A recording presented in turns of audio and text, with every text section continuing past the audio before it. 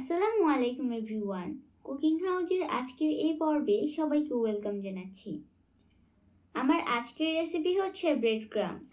আমাদের অনেক রেসিপিতে, স্পেশালি স্ন্যাক্সের রেসিপিতে অনেক সময় ব্রেড ক্রাম্বস ব্যবহার করতে হয়। তাই কিভাবে আপনারা বাড়িতে খুব সহজে ব্রেড ক্রাম্বস তৈরি করতে পারবেন সেই রেসিপিটি নিয়ে আজকে হাজির হলাম। আজকে আমি 4 ধরনের ব্রেড ক্রাম্বস বানিয়ে দেখাবো। আশা করি আজকের রেসিপিটা আপনাদের কাছে ভালো লাগবে। চলুন তাহলে মূল পর্বে চলে যাই। প্রথমেই আমি বানিয়ে দেখাবো হোয়াইট ব্রেড ক্রাম্ব। এই জন্য পাউরুটির ব্রাউন অংশ কেটে ফেলে দিয়ে আমি রুটিগুলোকে ছোট ছোট টুকরা করে নিয়েছি। এখন এই রুটি টুকরাগুলোকে একটা ব্লেন্ডারে জাগে নিয়ে নিচ্ছি। এখন এই রুটিগুলোকে ব্লেন্ড করে নিব। এখন বানিয়ে নিচ্ছি সেকেন্ড ব্রেড ক্রাম্বটা। এখানে আমি কিছু রুটি টুকরো টুকরো করে কেটে নিয়েছি।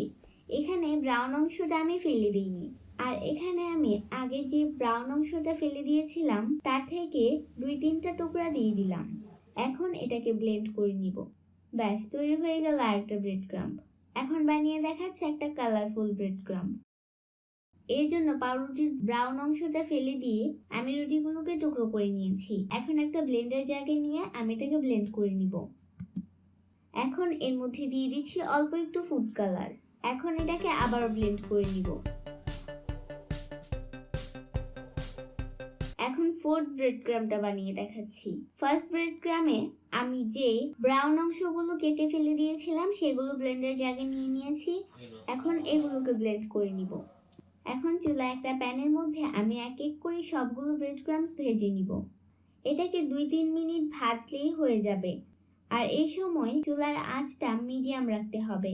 অনবরত নেড়ে চেড়ে এটাকে ভেজে নিতে হবে।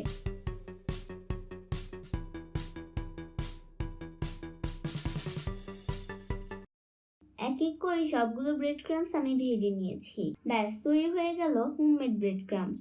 আশা করি আজকের রেসিপিটা আপনাদের ভালো লেগেছে এবং উপকারে আসবে। আর রেসিপিটা ভালো লাগলে লাইক, কমেন্ট এন্ড শেয়ার করুন এবং নতুন নতুন রেসিপির আপডেট পেতে চ্যানেলটাকে অবশ্যই সাবস্ক্রাইব করুন। এতক্ষণ ভিডিওটা দেখার জন্য আপনাকে অসংখ্য ধন্যবাদ।